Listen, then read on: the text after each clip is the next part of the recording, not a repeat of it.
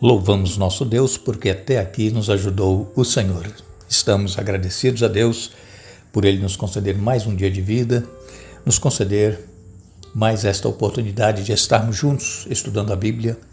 Agradecemos a todos vocês que estudam conosco, que compartilham esses estudos com outras pessoas, a todos que são inscritos no canal Hora Tranquila no YouTube, que clicam no dedinho de joinha, e também queremos agradecer a todos que oram por nós e ainda a vocês que nos escrevem dizendo de onde estão acompanhando. Queremos aqui mandar um alô especial para Eduardo Villa-Lobos, é de Guaíba, no Rio Grande do Sul, e está parabenizando a esposa Janete Villa-Lobos, que hoje completa mais um ano de vida. Parabéns, Janete. Elisete Alves é de Irecê, na Bahia, é da Igreja Adventista lá em Boa Esperança, está aniversariando hoje. Parabéns, Elisete Alves. Genésio Mioto é de Caldas Novas, em Goiás, parabenizando a irmã Raimunda, que também aniversaria hoje. Rosa Maria Henrique de Souza, ela manda aqui um alô especial para Margarida, para o João da Pipoca e também para Nenzinha. E todos participam do pequeno grupo Rumo ao Céu. Que Deus abençoe a todos. Selma Alves pede oração porque está passando por duras provas. Ivone pede pela conversão do esposo e também Marli e Edmar Becker estão parabenizando o neto Caleb, que hoje está aniversariando, mora na Serra, no Espírito Santo, e completa hoje 8 anos. Parabéns ao Caleb. E todos os demais que nos escrevem e aos aniversariantes, nós iremos orar. Santo Deus e Pai que estás nos céus, mais uma vez estamos em Tua presença, te damos graças por tudo que tens feito por nós, te damos graças por este dia, por estes momentos que temos para estudar a Tua Palavra. Pedimos a unção do Teu Espírito Santo para que possamos entender a Tua Palavra e colocá-la em prática em nossa vida. Abençoe, Pai, Janete Villa-Lobos, que está aniversariando, também Elisete Alves. Abençoe ainda a irmã Raimunda, que completa hoje mais um ano de vida. Pedimos também uma bênção especial para o Caleb, neto da Marli e do Edmar Becker, completando hoje 8 aninhos. Parabéns, Caleb, que tenha as bênçãos de Deus e cresça no caminho do Senhor. Ivone pede pela conversão do seu esposo e também Rosa Maria Henrique de Souza, pedindo especialmente por Margarida, pelo João da Pipoca e também por Nenzinha e todos os demais que participam do pequeno grupo Rumo ao Céu. Pedimos, Pai, essas bênçãos e as agradecemos em nome de Jesus. Amém. Mais uma semana se passou e louvamos a Deus porque ainda estamos aqui, não é verdade? Estamos vivos. Graças a Deus, Ele tem cuidado de nós, apesar das lutas, problemas e às vezes alguma enfermidade que passamos, mas estamos vivos e aguardando o retorno do Senhor Jesus. É por isso que nós estudamos todos os dias, junto com vocês, a Palavra de Deus, para que tenhamos a nossa fé fortalecida em Jesus e continuemos aguardando a bendita esperança que é o retorno do nosso Senhor Jesus Cristo. Que todos aqueles vocês que nos ouvem, que nos acompanham, apesar das lutas e problemas que enfrentam, não desanimem, continuem lutando, continuem buscando a Deus, continuem se colocando nas mãos de Deus para serem usados por Deus, e Deus vai fazer o melhor por cada um de nós, e temos a certeza que ao Jesus voltar, todos nós nos encontraremos e estaremos com Ele nos céus. Amém? Nós estamos então finalizando o estudo desta semana. Nós vamos fazer um resumo daquilo que falamos aqui a respeito dos ensinamentos que Jesus estava passando para os discípulos. Jesus aqui, ele já começa então a falar de sua morte. Ele já diz aqui que ele é o Messias. E então, Jesus, ele pede que os discípulos não falem para ninguém que ele é o Messias, que guardem esse segredo, porque como nós já dissemos aqui durante essa série do Evangelho de Marcos, as pessoas daquela época, os judeus, estavam aguardando um Messias político, assim como hoje também. Se fala muito no Messias que vai chegar, e o Messias que eles estão aguardando não é o nosso Messias. Jesus já veio há 2000 anos atrás. Eles estão aguardando um Messias político. E Jesus veio para ser o Messias, para resgatar do pecado todo aquele que nele crê, que aceitar o seu sacrifício e que se render a ele, fazendo a vontade dele, esses receberão a recompensa da vida eterna. Então Jesus, ele começa a se revelar, dizendo que é o Messias e que ele estava agora já se preparando para morrer, mas que ao terceiro dia ressuscitaria. Pedro, ele chamou Jesus do lado, e disse assim, repreendeu Jesus, não fala assim, E Jesus disse assim: afaste-se de mim, Satanás.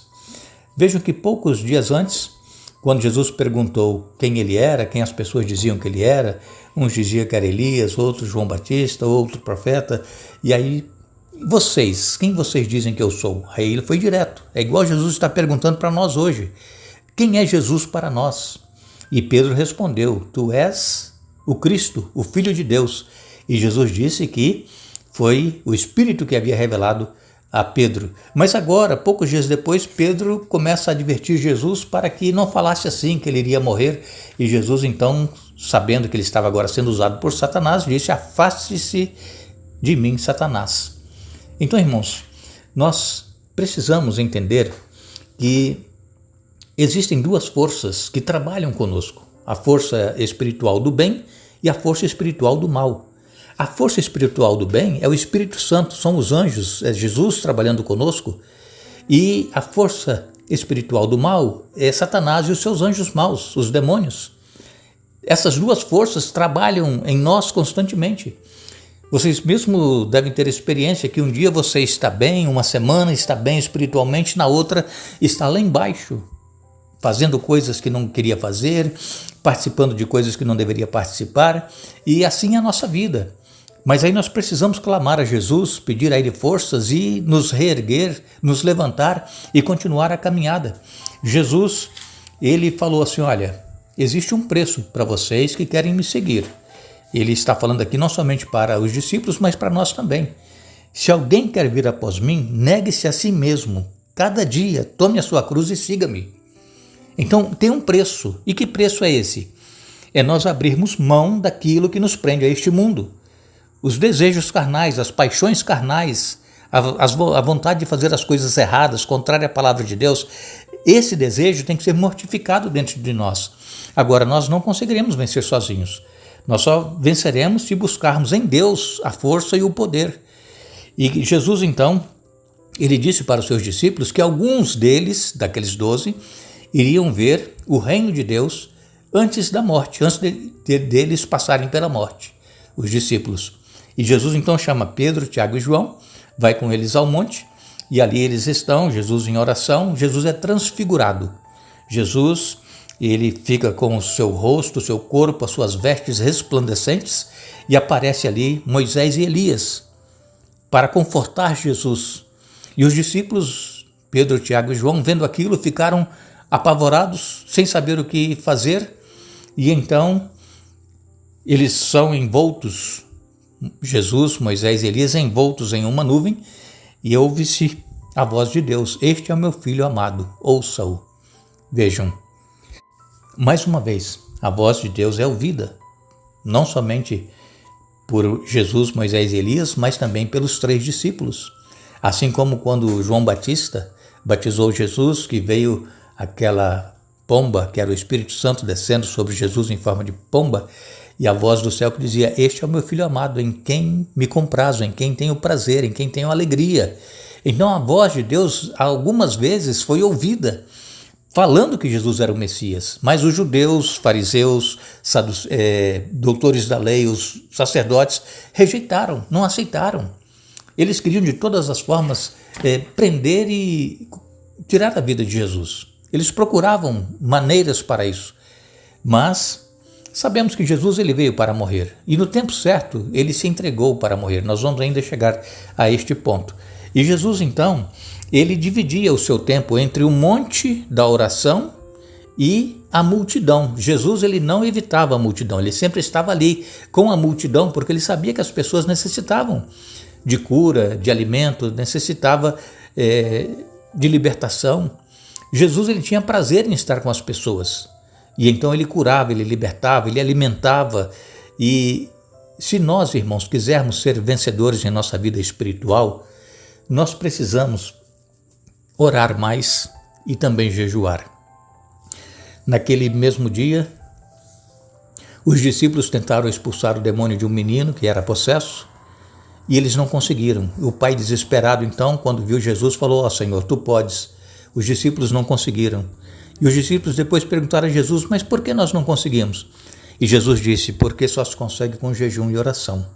Muitas pessoas que nos escrevem dizendo que estão se sentindo fracas na fé, fracas espiritualmente, desanimadas, é porque, quem sabe, tem deixado de orar e também, quem sabe, nunca jejuou por sua vida espiritual, pelo seu relacionamento com Deus. Se nós quisermos, irmãos, ser bênçãos nas mãos de Deus, se nós quisermos ser um vaso nas mãos do oleiro, se nós quisermos ser um instrumento nas mãos de Deus para levar libertação, levar salvação às pessoas, nós precisamos seguir este hábito de Jesus, que era orar constantemente e jejuar sempre que possível. Nós não venceremos se nós pensarmos que nós, por sermos cristãos, temos a força e o poder para vencermos. De forma alguma. A força e o poder só vêm da nossa comunhão com Deus. Os discípulos então começaram a discutir entre eles quem seria o maior, quem estaria ocupando os melhores lugares no reino que Jesus iria estabelecer, é o que eles pensavam. Eles foram deixando Jesus ganhar distância, andando na frente, eles ficaram para trás. E quando chegaram na casa, Jesus perguntou sobre o que vocês conversavam. Jesus já sabia sobre o que eles conversavam. Jesus sabe, irmãos, tudo que nós fazemos, tudo que nós pensamos, conversamos, ele sabe todas as coisas, mas ele pergunta para ver o que é que nós vamos falar.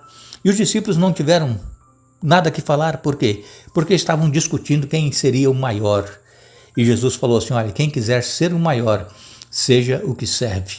Então, irmãos, se nós quisermos ser grandes na obra de Deus, na causa de Deus, precisamos ser servos, precisamos servir a todos, não importa se é membro da igreja ou não, se é cristão ou não, nós precisamos estar prontos para servir. Por quê? Porque Jesus, o Rei do Universo, o Criador dos céus e da terra, ele deixou o seu trono lá na glória para vir a este mundo, para servir, para dar a sua vida, para nos resgatar. Então, essa semana, no estudo que fizemos, nós aprendemos que é necessário nós nos humilharmos, sermos servos, estar prontos para servir e também que precisamos ter uma vida de oração, uma vida de consagração a Deus, jejuar para que possamos receber força dos altos céus e saber que quando decidimos seguir a Jesus, tem um preço a pagar. E muitos perdem o emprego por causa da fé, outros caem enfermos, como aconteceu com Jó, que era um homem íntegro, temente a Deus, se desviava do mal, mas Deus tinha um plano para aquela enfermidade com Jó. E Deus pode também ter um plano para a enfermidade que possivelmente algum estejam enfrentando. Que confie em Deus, faça como Jó. Nós sabemos que muitas pessoas querem ser cristãs, mas querem fazer as coisas que o mundo oferece, querem gozar as delícias deste mundo.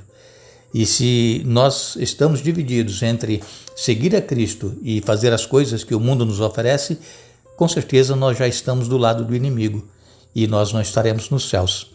Jesus, ele pede e ele diz que se alguém fizer algum dos pequeninos irmãos cair, fracassar na fé, tropeçar, era melhor pegar uma pedra grande de moinho, pendurar no pescoço e ser atirado ao mar. Nós temos que ter muito cuidado, irmãos, se nós estamos procurando levar pessoas para Jesus ou se nós estamos afastando as pessoas de Jesus com as nossas atitudes. Que Deus nos abençoe, que Deus nos dê um bom dia, nos dê um feliz dia da preparação, um feliz sábado. Retornaremos no domingo para dar sequência a esta série, o Evangelho de Marcos, mas não nos esqueçamos, não é dos fortes a vitória, nem dos que correm melhor, mas dos fiéis e sinceros, como nos diz o Senhor. Que Deus nos abençoe.